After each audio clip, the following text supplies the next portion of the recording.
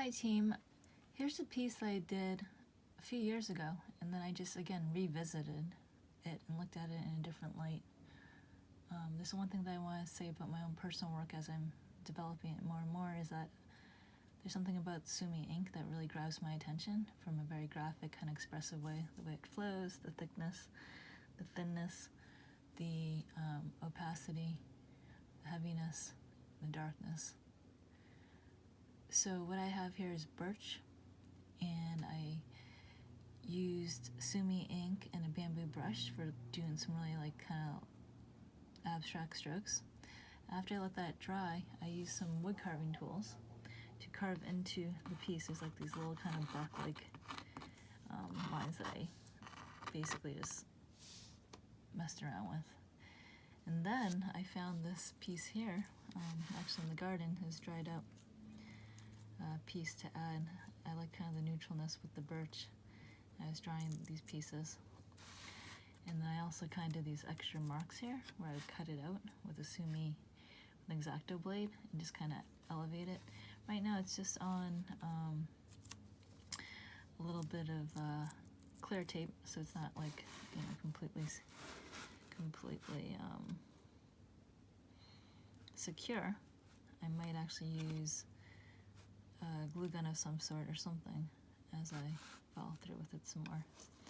Another thing that I want you to take a look at is this piece here and see how it's kind of flying off the sides of the wood panel. Kind of allows a little bit more of a softness to it as it comes over with kind of the aggressive mark making that I have here. So that's one example. Let me show you more in real time how I actually did this. So here's before what it looked like.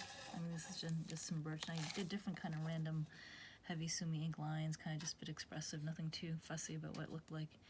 Really allowing it just to, you know, become anything. Really. It's just kind of a stain of some sort. Maybe it becomes its own world. And then I have an X-Acto knife and this little cutting mat, which has been very helpful to cut. You can also use scissors if you don't have an X-Acto blade. This is just as good to snip away. And I used a various amount of inks, kind of laid that down with some Sumi ink on top. So it wasn't really any specific design, it's kind of like this subtle tree branch type. But the cool thing is because it was so abstract and gestural, I can now be more specific with my X-Acto blade of what I want to do. So, in some areas I am cutting it all out, in some areas I'm not. I'm allowing the folds to kind of come through, depending on what I see. So, what this does is it creates this like stencil-like image, but it also creates an opportunity to play around with the dimensionality, kind of like, I would say this would be like a crease or a fold of some sort, so you could actually round that out a little bit, because this paper is really pretty thin. It's it's actually rice paper, and I could allow it to like do some kind of curl or something. So part of this exploration is to play with the different paper types. Some can be tracing paper, some can be construction paper, some can be just, you know, anything like newspaper of some sort, parchment paper, maybe a shopping bag or grocery bag paper. But you'll see that each type of paper you can do different kind of manipulations. You can crease it, you can wrinkle it, you can curl it, you can sculpt it to a certain extent. Like I could actually stitch some areas too. I get like a needle and thread and maybe stitch these two together so it becomes its own kind of sculptural play. So it's a kind of combination of where 2D meets 3D.